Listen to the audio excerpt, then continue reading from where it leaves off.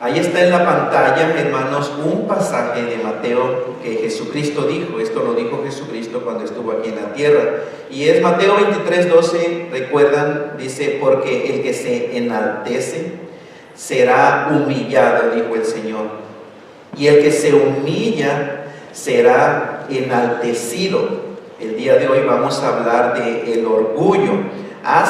Estaba viendo mis notas en el 2012, prediqué también del orgullo, pero es muy importante recordar, son otros versículos de la Escritura y no es por demás nunca repasar o recordar lo que es necesario, porque este asunto que vamos a ver hoy es sumamente importante, tanto para el no cristiano como para el que ya es cristiano.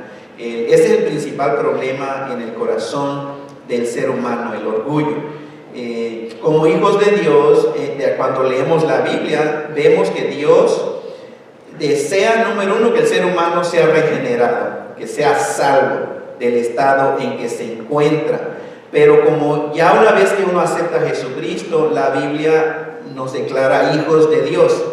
No todo ser humano es hijo de Dios, solamente, según la Escritura, aquellas personas que se arrepienten y rinden su vida a Jesucristo. Ese es un verdadero hijo de Dios que ha pasado a la familia de Dios.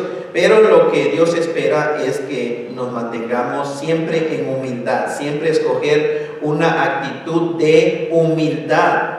Todos los hijos de Dios debemos estar siempre dispuestos a humillarnos bajo la mano del Señor. Esa es la parte que nos toca. ¿Qué es la parte que le toca al Señor? Dice, el que se enaltece será humillado, pero el que se humilla, ¿qué dice el Señor? Yo lo voy a enaltecer. No sé si recordarán la historia de estos dos patos con una rana. ¿Alguien recuerda esto? ¿No? Ok, pues se lo voy a decir, tal vez algunos se van a recordar. Dos patos y una rana vivían en un charco y eran muy buenos amigos, eran buenos vecinos, pero cuando vino el tiempo de no lluvia, se empezó a secar el charco. Los patos pues simplemente volaban, ¿cierto? Y podían irse a otro charco, a buscar agua, pero ¿qué de la rana? Entonces decidieron hacer esto, que los dos patos iban a agarrar con sus picos un palo y la rana lo iba a morder y así pues se iban a ir para otro lado a buscar agua. Y así lo hicieron y ahí van volando los dos patos. Pueden imaginarse esa escena, ¿no? Y dos patos y un palo y una rana mordiendo ahí. Y ve un campesino, un farmer, vio eso y dijo, pero qué cosa tan más grande, qué inteligente, qué idea tan grande, dice, pero qué bien. Y van pues los patos y la rana oyendo y dice, me pregunto de quién habrá sido esa idea. Y dice la rana, fue mía. Ok, ya saben cómo terminó, ¿verdad? Ríanse, hermano, porque si no. Ok, pero entonces este es el punto. La rana quiso llevarse, ¿cierto?, el crédito de la idea. Y le costó, pues se cayó, se hizo papilla. Entonces vamos a ver acerca del orgullo. ¿Qué es el orgullo? Buscando, hermanos, en varias fuentes, no sé si está muy pequeñito, pero el orgullo, dice una definición, es una estimación propia indebida, un deleitarse en el pensamiento de la propia superioridad de la persona sobre los demás. Ese es el orgullo. Billy Graham dice, el orgullo, dice, es una estimación altanera e impropia del ego. El ego en inglés, en las Biblias, se traduce self. Y cuando aquí la psicoterapia moderna te dice que tienes que love yourself, te está diciendo ama a tu ego, lo cual es un consejo que no viene de Dios, por lo que vamos a ver. El problema verdadero es el self, es el ego, el yo del ser humano. Por eso el pastor Roberto cree que ese consejo de la psicoterapia no es salido de la Biblia, sino salido del fondo del infierno, porque ese es el problema número uno del ser humano, que se ama mucho al ego, y después viene la psicoterapia moderna y te dice que tienes que amarte más. para poder amar a los demás. Eso no es verdad, eso no es bíblico. Entonces Billy Graham dijo, es una estimación altanera e impropia del yo, del ego, totalmente desproporcionada a nuestro propio valor. En el diccionario Larousse dice que el orgullo es una opinión demasiado buena que tiene uno de sí mismo, de uno mismo, una opinión demasiado buena. Ahora, esa es la manera correcta de usar la palabra demasiado, hermanos. Demasiado siempre implica algo negativo, algo malo. Por eso no decimos te amo demasiado el esposo a la esposa, porque lo que está diciendo te amo demasiado es más de lo que es bueno. Ya es mal. Amar algo demasiado es malo. Y entonces aquí lo que Larousse dice, opinión demasiado buena que uno tiene de sí mismo. En el internet también otra definición por ahí dice que es el exceso de estimación hacia uno mismo y hacia los propios méritos por los cuales la persona se cree superior a los demás. Es demasiado. Piensen en dónde está el centro del orgullo. Por eso al principio le puse orgullo con Y y O. Recuerden, no se escribe así, okay. Eso fue intencional, se escribe con doble L o una L, pero lo puse intencionalmente orgullo con Y y una O, porque enfatiza el ego del ser humano. Hay unos sinónimos de orgullo, es soberbia, engreimiento, altanería, altivez, arrogancia, vanidad, presunción.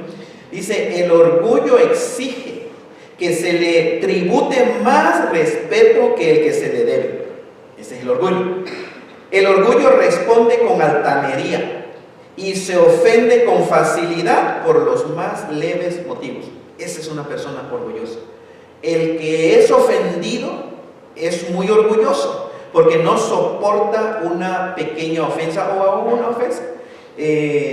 Entonces otro significado. Ahora, orgullo también tiene su parte positiva, y ahí es lo que puse, dice, significa sentimiento noble del valer de uno mismo o de cosas o de actos meritorios. Ese orgullo es en el sentido positivo, es bueno. Sinónimo de ese tipo de orgullo es estoy contento, dignidad, satisfacción. Y un papá puede estar orgulloso de su hijo. Estoy orgulloso de ti, y eso no es negativo, pero de ese orgullo no vamos a hablar el día de hoy, sino el otro que está causando y es un verdadero problema el día de hoy. En el texto original, ustedes saben que el Nuevo Testamento se escribió en un idioma que es el griego, y el texto griego cuando habla de orgullo viene de la palabra hiper. La vez pasada, pero hablamos de hiperactivo. Es una persona no solamente activa, es superactivo. Y de otra palabra que quiere decir phainomai, que quiere decir aparecer o ser manifestado. Entonces vean la idea del texto bíblico acerca de lo que es el orgullo, que es super manifestarse, es querer siempre sobresaltar más de lo que es debido. Vamos a una enseñanza de la Biblia y tenemos que empezar donde empieza todo el desastre acerca del orgullo. Génesis 1, 26 al 27. Dice la palabra del Señor, esto es en el principio de la creación. Dice, entonces dijo Dios, hagamos al hombre a nuestra imagen, conforme a nuestra semejanza. Y el 27 dice, y creó Dios al hombre a su imagen. A imagen de Dios los creó, varón y hembra los creó. Eso es el principio. El Dios, ustedes recuerdan, el Dios de la Biblia es el único Dios que existe en todo el universo. Por eso todas las religiones son falsas y no existe otro Dios. Dios es el que creó el universo, creó el mundo, este planeta, el sol, la luna, las estrellas, creó los animales, creó los peces, las aves, y como la corona, ¿no, hermanos, de su creación fue que en el sexto día Dios creó al ser humano, varón y hembra, y lo hizo conforme a su imagen, conforme a su semejanza. Entonces, desde el principio de la creación, Dios al ser humano le dio mente, le dio eso que sentimos, se llama emociones, y también nos dio voluntad para actuar, para decidir, para tomar decisiones, mente para razonar y para pensar. Es una realidad, hermanos y hermanas, triste y aterradora realidad, que el día de hoy seres humanos no están usando el cerebro, no están usando, y lo digo esto con miedo porque es la realidad. Seres humanos se están llevando, dirigen sus vidas, ¿saben por qué? Por cómo se sienten. If it feels good, do it. Si se siente bien, hazlo. Esa es la filosofía, esa es la manera de vida del día de hoy del ser humano. Sentimientos. Si no siento bonito, no lo voy a hacer. Y si siento bonito, aunque no razonan si es malo o bueno, sino que sientes, te gusta, sí, pues síguelo haciendo. Debe ser bueno porque se siente bonito. Ese es el razonamiento equivocado del ser humano. Pero Dios nos dio cerebro, entendimiento, una mente con la cual procesamos información, pensamos, razonamos, evaluamos, juzgamos, criticamos. Eso es correcto. Ese es un ser humano que va por buen camino al menos, y nos dio emociones también para sentir. Se expresan las emociones y nos dio un cuerpo. En el cuerpo se expresan las emociones, sean negativas, sean positivas. Por eso nos dio un cuerpo para poder expresar. Si estoy enojado, en mi rostro se refleja. Si estoy contento, en mi rostro se refleja, ¿cierto? Pero lo interno no lo ven, a menos de que se refleje en el cuerpo que Dios nos presta y nos ha prestado mientras estamos aquí en la tierra. De manera que antes de que el ser humano pecara ante Dios, el ser humano estaba consciente de Dios. Dios era todo. Ellos no estaban conscientes, ellos no eran el centro de atención de su conciencia. Síganme en esto, hermano. Su todo era Dios, su mente era Dios. Ellos eran seres humanos creados por Dios y estaban conscientes, pero todo era Dios. Eso estaban God conscious, conscientes de Dios. Ellos mismos no se consideraban el centro de atención. Dios era su fuente de vida, su fuente de dirección, su fuente de satisfacción, de propósito, de significado. Estaban conscientes de Dios, Adán y Eva. Pero sabemos que sucedió algo, y en Génesis capítulo 3 se le conoce ese pasaje de la Biblia. Génesis es el primer libro de la Biblia. Génesis capítulo 1 y 2, si ustedes quieren saber la historia de la raza humana, cómo inició todo lo que vemos, Génesis 1 y 2. Pero si ustedes quieren saber por qué hay sufrimiento en el mundo, por qué hay dolor, por qué hay corrupción, por qué hay una inmoralidad asquerosa, y por qué hay muerte, por qué hay cáncer, por qué hay sangre, porque hay enojo, porque no hay perdón, porque hay no perdón, váyanse a Génesis capítulo 3. Ahí está la explicación de lo que sucedió. Génesis capítulo 3. Ustedes tal vez sabrán la historia, voy a ser breve. Dios permitió a Adán y Eva comer de todos los árboles del huerto, ¿cierto? Pero le dijo: más del árbol del conocimiento del bien y del mal, de ese árbol no debes de comer, porque el día que comieres de ese árbol ciertamente moriréis. Eso fue lo que Dios dijo. Entonces Adán y Eva comían de todos los árboles. Volteaban a ver el árbol prohibido, ese no debo de comer. Dios dijo que no, ¿cierto? Estaban comiendo de todos. Y la triste historia es de que vino Satanás personificado en una serpiente, y le empezó a meter cizaña a la mujer. Y le dijo: entonces Dios le dijo que no deben de comer todos los árboles. La mujer dijo: bueno, nos dijo Dios, y ya se lo repitió. Pero el diablo dijo: ciertamente no moriréis. Entonces, palabra de Dios, palabra de Satanás. Dios dijo: ciertamente van a morir. El diablo dice: ciertamente no van a morir. Si no es que Dios sabe algo. ¿Entiendes? Como decir: no, ustedes no lo saben. Dios no se lo quiere decir. Dice: Dios sabe que el día que ustedes coman de ese árbol, sus ojos van a ser abiertos, van a ser igualito que Dios.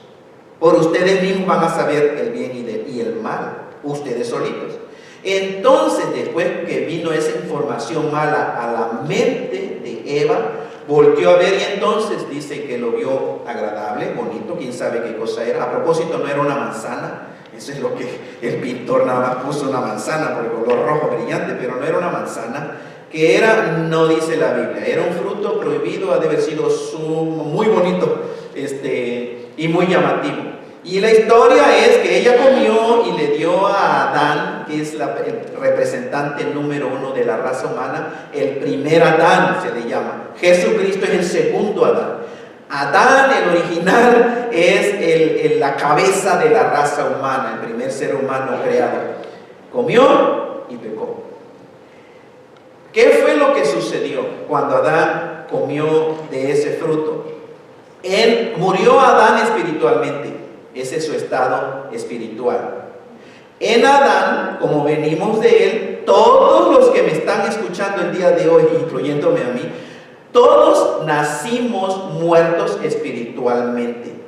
Tenemos vida física, tenemos un espíritu humano, es decir, mi esencia, el asiento de mi personalidad, eso cada uno de nosotros. Pero el ser humano, de acuerdo a la Biblia, nace muerto espiritualmente, es decir, nace sin una relación personal con el Dios creador del universo. Así nacimos nosotros. Todos, no hay ser humano que no nazca muerto espiritualmente. Ese es el estado espiritual de la raza humana el día de hoy, cuando nace. Otra cosa que sucedió en la caída fue que el ser humano se convirtió en pecador. Esa es su identidad. Nace el ser humano pecador. Y a veces nos rascamos la cabeza porque vemos a nuestro hijito, ¿cierto? A esa cosita bonita, preciosa, mira qué chulito, tan inocentito, porque todavía no está consciente de pecado. Pero a esa cosita bonita, déjalo crecer y vas a ver que aunque nadie le enseñe a gritar o a mentir, ese niño empieza a manifestar el pecado. Y todos los adultos ya sabemos, ¿verdad? Todos los adultos sabemos de lo que es el pecado, inclinación a hacer algo que no agrada a Dios, errado a la voluntad de Dios. Entonces, si ponen atención, el ser humano se convirtió en pecador. Esa es tu identidad, así naciste. Joven, señorita, así naciste. Hombre, mujer, de que me está escuchando, así naciste. No hay ser humano que no haya nacido con una identidad de pecador. Por eso es que el ser humano peca, porque es pecador. Otra cosa es que el ser humano comenzó a escuchar y a creer las mentiras del condenado diablo, de Satanás. Empezó a vivir su vida por escuchar eso que Satanás le empezó a poner. El ejemplo, hermanos, Caín y Abel. ¿Qué hizo Caín? Mató a su propio hermano Abel, el primer asesinato cometido en la creación de la raza humana, el primer asesinato, el primer derramamiento de sangre. Caín mató a su hermano. Ahora, ¿cómo llegó a esa conclusión, hermanos? Porque ya era pecador, porque nació de Adán y Eva, que ya habían muerto espiritualmente, nacieron muertos espiritualmente. Caín nació muerto espiritualmente, nació con una identidad de pecador. ¿Y qué fue lo que pasó en la mente de Caín? ¿Por qué invitó a su hermano al campo? Porque algo estaba pasando, estaba maquinando pensamientos de Satanás, de mentira, de engaño, de error, contrario a lo que Dios enseña en su palabra. Porque Caín no fue un robot que nada más agarró una piedra y ¡pum!, así mecanizado. No. Caín pensó, procesó todo en su mente, tenía enojo. Dice que la Biblia que cuando Dios prefirió la ofrenda de Abel, su hermano, el semblante de Caín decayó. ¿Qué quiere decir, hermano? Su rostro en la mirada reflejaba su ser interno, su corazón, odio contra su hermano, envidia contra su hermano. Y él procesó, vamos al campo, y lo llevó, pero ya tenía planeado todo por la mentira de Satanás. Y por último, resultados de la caída. La paga del pecado, dice Dios, es muerte eterna. Es decir, es una muerte sin Dios, es el infierno. Ese es el destino de todo ser humano que nace aquí. Una vez más, nadie de los que hemos nacido en este mundo nacemos con diferente destino. Ese pequeñito nace con destino a la condenación eterna, porque nació separado de Dios, nace muerto, a menos que cambie algo, y gracias a Dios, porque precisamente Dios envió a su Hijo Cristo Jesús para rescatar, para deshacer todas esas cosas. La persona, el ser humano que se arrepiente y confiesa que Jesucristo es el Hijo del único Dios vivo y verdadero, y confiesa y cree que no hay salvación aparte de Cristo Jesús, que es el único y verdadero Salvador de la raza humana, esa persona pasa de muerte espiritual a vida espiritual. Ahora empieza por fin a vivir la vida de Dios. Esa persona deja de ser pecador, ya no, su identidad ya no es pecador. Ahora, porque está en Cristo Jesús, es hijo de Dios, es un hijo de Dios. Es santo, perfecto, sin mancha, limpio. Porque Dios lavó todos sus pecados y su maldad hace 2000 años en Cristo Jesús.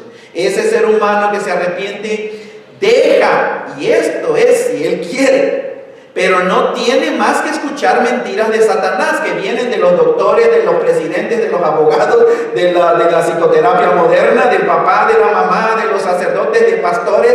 Satanás no le importa el título del ser humano, pero si Satanás ve a un ser humano que rechaza la autoridad de la palabra de Dios, ese es un instrumento que el diablo siempre usa. Puede usar a tu papá, el diablo. Puede usar a tu mamá, el diablo. Puede usar a tu abuelito, a tu abuelita, a tu tarabuelito. Puede usar a tus tíos. Puede usar a tus amigos, a tus amigas en la escuela. Si rechazan la verdad de Dios, no les queda otra más que, número 3, escuchar la mentira de Satanás. Pero el cristiano hace una decisión y dice: no más mentiras, condenado diablo.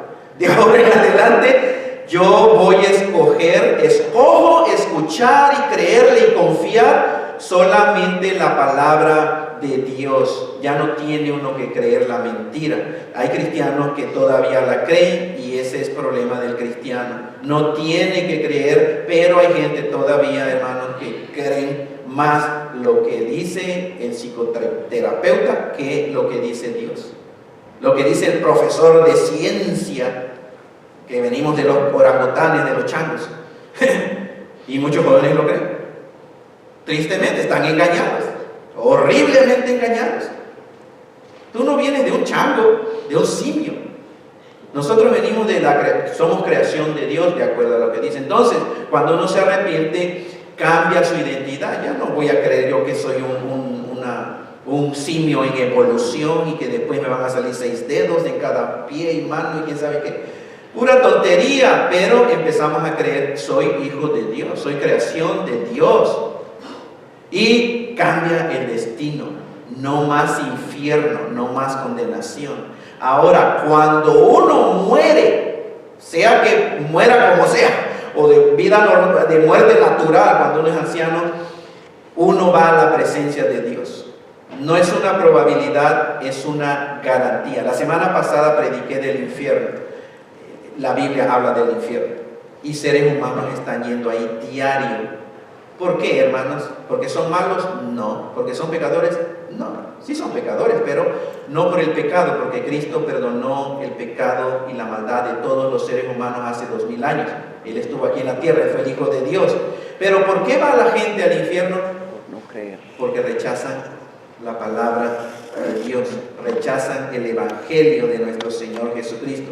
Pero entonces, a partir de ese momento, todo cambió. El ser humano ahora está consciente de sí mismo.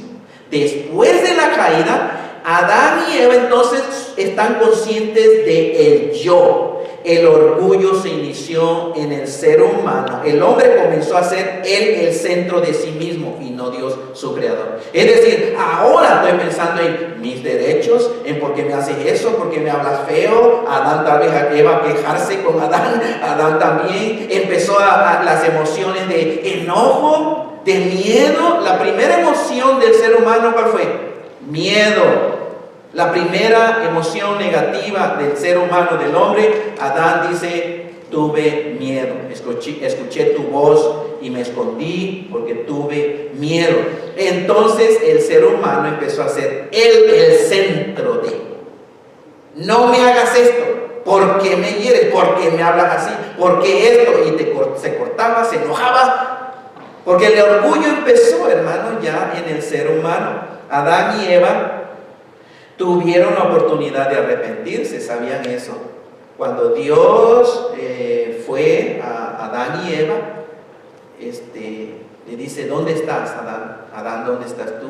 ¿Recuerdan lo que le contestó Adán? Primero dice: me escondí porque vi que estaba desnudo y tuve miedo y me escondí. Y Dios le dijo: ¿qué cosa has hecho? Entonces, ¿comiste del árbol que te dije que no comieras?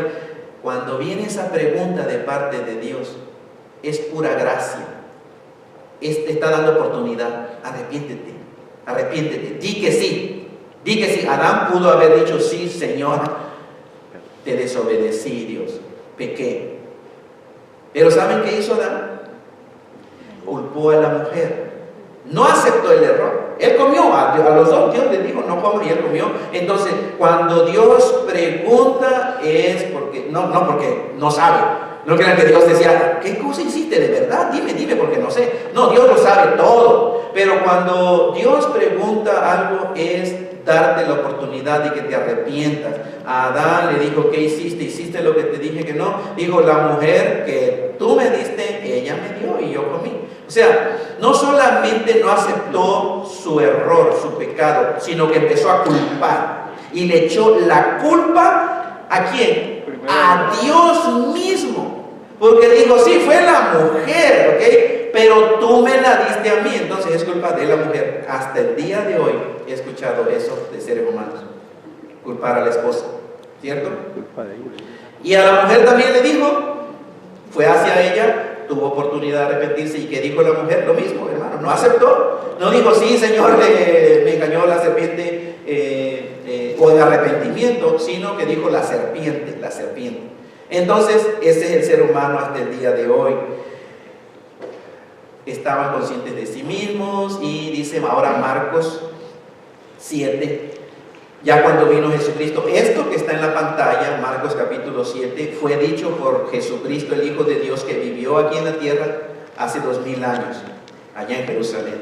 Dijo: porque de dentro del corazón de los seres humanos salen los malos pensamientos, los adulterios, las fornicaciones, los homicidios, los hurtos, las avaricias, las maldades, el engaño, la lascivia, la envidia, la maldición, la grosería.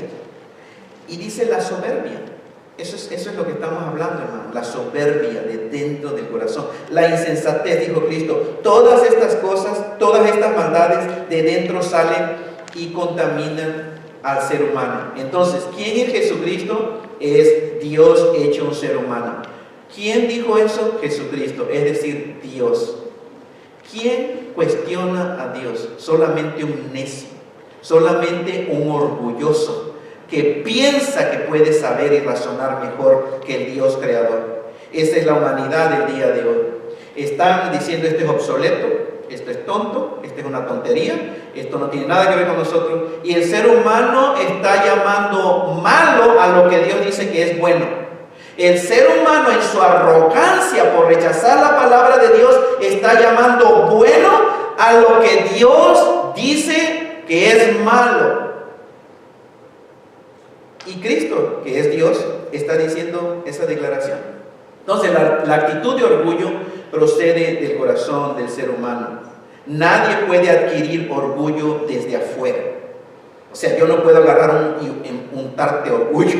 Yo no puedo echarte orgullo a una persona. Nadie puede poner orgullo en ti. Es como el enojo, ¿cierto? El enojo es lo mismo. Cuando hablamos del enojo, dice: es que me hizo enojar. No. Nadie te puede hacer enojar. Tú escoges enojarte. Escucha, nadie tiene el poder para hacer enojar a nadie, a otro ser humano. El ser humano es el que escoge enojarse. Nadie puede poner orgullo en ti. El orgullo sale del corazón. Y Satanás simplemente puede usar ciertas circunstancias para el diablo lograr sacar el orgullo que está ya dentro de ti, que está dentro del corazón. Proverbios 16, 18, escuchen esto: antes del quebrantamiento está la soberbia, antes de la caída está la altivez de espíritu. Cuando yo escucho eso, hermanos y hermanas, yo digo, Dios, escoge humillarme, porque eso es real. Vemos en la vida cristiana, en el ser humano, cuando tropiezan, cuando son quebrantados, cuando llegan a un momento, a una situación de dolor, de tristeza, de miseria, de vergüenza. ¿Sabes por qué? Porque antes de esa situación tenías ese corazón arrogante, orgulloso. Antes del quebrantamiento es la soberbia. Antes de la caída, antes del tropiezo del ser humano está la altivez de espíritu. Está el yo sé más que Dios. Está el creer tanta tontería que viene de Satanás. Dios detesta a todo ser humano, hombre o mujer, altivo de corazón. El orgullo es la razón por la que muchas personas no quieren arrepentirse de su mal camino. Y como resultado, estas personas van a experimentar la condenación eterna. ¿Por qué? Antes del quebrantamiento es la soberbia. Antes de la caída está la altivez de espíritu. Antes del infierno está tu arrogancia de rechazar el amor de Dios por medio de Cristo Jesús. Proverbios 16:5 dice: abominación es a Jehová todo altivo de corazón. Ciertamente no quedará impune, no quedará sin castigo. Todo altivo de corazón, todo orgulloso, todo arrogante. El orgulloso que no acepta razones ni consejos, después se puede lamentar. El orgulloso que se pone a hacer algo con el propósito de presumir o de lucir, de exhibirse, después queda avergonzado. El orgulloso que confía en su propia justicia delante de Dios, como lo que estamos viendo, hermanos, es rechazado por Dios. Abominación es a Jehová todo altivo de corazón, no va a quedar sin castigo. Santiago 4:6. Ahora vean lo precioso, porque Dios es un Dios de amor, el único Dios que existe. Su esencia es amor, y es amor perfecto, amor incondicional. Dios resiste ¿a quiénes? A los soberbios, a los orgullosos. Dios da gracia ¿a quiénes? A los humildes. A los humildes. Dios nunca dará de su gracia a una persona orgullosa. ¿Escucharon? Hombres, mujeres, joven, señorita, papá, mamá. Dios, no esperes tú la gracia de Dios con un corazón arrogante y orgulloso, porque Dios no te va a dar de su gracia, porque Dios resiste a los soberbios.